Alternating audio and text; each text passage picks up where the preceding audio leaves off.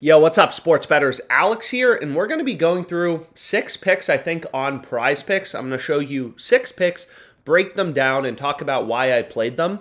So, the OddsJam YouTube, obviously we want to give out winning picks that help you make money long term, but we also want to give you advice, strategies that you can implement to make more money sports betting. So, one thing to know about PrizePicks is every Tuesday they offer a promo. It's called Taco Tuesday. And basically what they do is they'll discount players. So you can see Bridges, they're bringing his player points line from 24.5 to 20.5. So you can bet his over. And instead of getting over 24.5, you're getting a 4-point discount over 20.5 points. So Bridges has 21 points, 22 points, you'll cash. And a lot of people, the tacos don't always win. This isn't guaranteed to win, but it's an absolute no-brainer. And you can actually just take a look at FanDuel. So FanDuel offers these alternate lines. And you can see for 20 plus points, he's minus 420 odds. So Bridges is minus 420 odds, as you can see right here on FanDuel, to score 20 plus points. To score 25 plus, he's minus 130. So that's a 290-cent swing, right? That's a 290-point jump from 20 points to 25 points. So long story short, these discounts are really impactful, and this is definitely a play you should be going with. Absolutely. So Bridges over 20.5, just one of the first plays you should definitely go with. But regardless, let's get over to the OddsJam screen. This is a pretty popular tool on OddsJam. And what it's useful for is, these aren't good examples, but you can compare where books are setting the lines at different levels. So what you're going to notice right here is literally everything on the board is a 2.5. So there's differences from book to book, right? Like you can see Bet365, they have the under for Josh Anderson at minus 140. So they're a little more bullish, right, on the under than, let's say, BetRivers, who only has the under at minus 130. So you can kind of use the screen to just see the entire sports betting market, right? What's so crazy about sports betting is you literally have hundreds of sports books all running around trying to set lines independently. Every sports book tries to do it themselves, right? So you have hundreds of different, prices for the same bet, right? Josh Anderson over under 2.5 shots on goal. That's the same bet from book to book. If he has 3 shots on goal, the over will win. If he has 2, 0, or 1 shot on goal, the over will lose, right? It's pretty simple. So what's crazy is if you think about it, all these bets have different prices on different sports books, right? If you place a bet on, let's say Johnny G to go over 2.5 shots on goal, on FanDuel, you're getting minus 122. On BetRivers, you're getting minus 112. And on Bet365, you're getting minus 140. So on Bet365, you have to bet $140 to win back 100. On BetRivers, you only have to bet $112 to win back 100, right? So obviously, BetRivers is a lot better, but it's crazy, right? It's not like if you go to Fidelity, they say, oh, Facebook stock is $500. And then you go to E-Trade and it's $400. That's not a thing. It's only a thing in sports betting because this market is so fragmented. Literally have hundreds of books all running around trying to set lines independently. But long story short, sometimes you'll find cases like this. So this isn't a good example, right? Here we see no value in the market.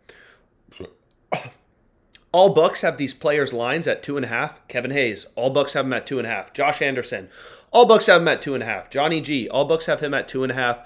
Sure, there's some differences in the odds, minus 112 versus minus 140 versus minus 120, maybe a little bit of value on BetRivers.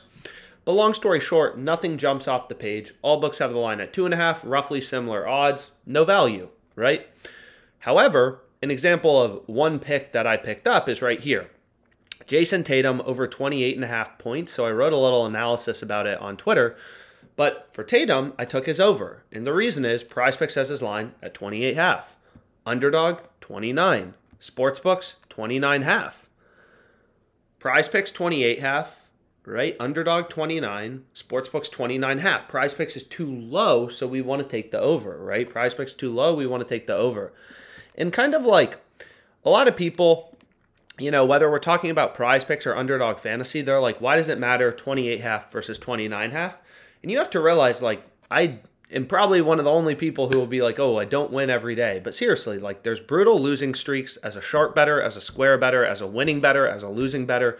There will be days you make money. There will be days you lose money. There are lots of days I lose money. But you're going to notice is it's all about the long-term focus, right? So here's my 2023, 2022 profit, right? 8K so far this year in 2023 on PrizePicks, and it's been whippy, but averaging about a 12% return. But the point is, I'm not just talking about these numbers to brag. The point is to prove and just show you that there will be ups and downs, but if you have an edge, you win long term, right? So we're finding value in the market. We're literally day trading the sports books. Again, this is freaking crazy. If you think about it, PrizePicks has his line at 28.5. All the books have it at 29.5.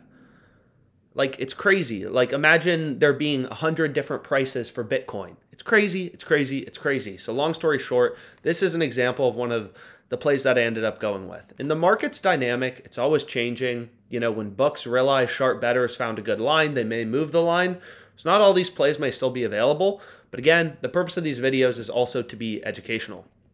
So next I ended up going with, well, I couldn't play this. So you can't play in certain states college basketball player prop, so I wasn't able to play this. But this would have been the top play on PrizePicks is Steven Crowell over 5.5 rebounds, right? Why is it good? Do I have some inside information? Do I know any coaches for Wisconsin, Oregon? No, that's BS. I'm following the market. We have 1, 2, 3 other sports books. So Underdog Fantasy is a fantasy company, so it's like PrizePicks. The odds are always the same for the over and the under, right? So you can see here, Underdog, PrizePicks, you don't really count them. OddsJam is just Pinnacle. We literally just copy Pinnacle odds into the OddsJam column. But you see you have 1, 2, 3 sports books, all with Crowell's over, heavily favored. They all have his over 5.5 rebounds, heavily favored. Minus 156 on FanDuel, minus 130 on DraftKings, minus 133 on Pinnacle. So going back to that financial example, is imagine, and I mean, maybe it's just because I was a trader that I think this is the best example, but imagine like, you know, there's a price for a stock. It's trading on 4 different stock exchanges. On PrizePicks, you can buy it for $119. Pinnacle is saying, nope, it's $133. DraftKings is saying, nope, you got to buy it for $130. And FanDuel is saying, oh, you got to buy it for $156. It's a lot more expensive, right? It's worth a lot more. So all these real-time price data points, real-time market data points are telling you that this should be priced, you know, 3 sharper betting markets, 3 sportsbooks are telling you, yo, this should be around minus 140 odds on average, right? We're getting minus 119 on PrizePicks, clear value, right? So you don't have to know anything about this player. Everything is baked into the market. If his rebound line should be at 7.5, every sharp bettor would have hammered the over 5.5, and his line would already be at 7.5, right? Sports betting markets, just like the price of a stock, are based on supply and demand. People hit the over, books juice the over more because the over is more likely to occur because there's more demand for the over because sharp bettors believe the over is more likely to occur, right? So this is the first play I went with, right? And it's kind of the same on PrizePicks. So a lot of people will be like, dang, you know, maybe PrizePicks ends up taking away his line or bumping it up to 6.0. And a lot of people will be like, dang, they moved the line. That's crazy. And it's like, no, a lot of sharp bettors probably are taking over 5.5 for the same reasons we just discussed.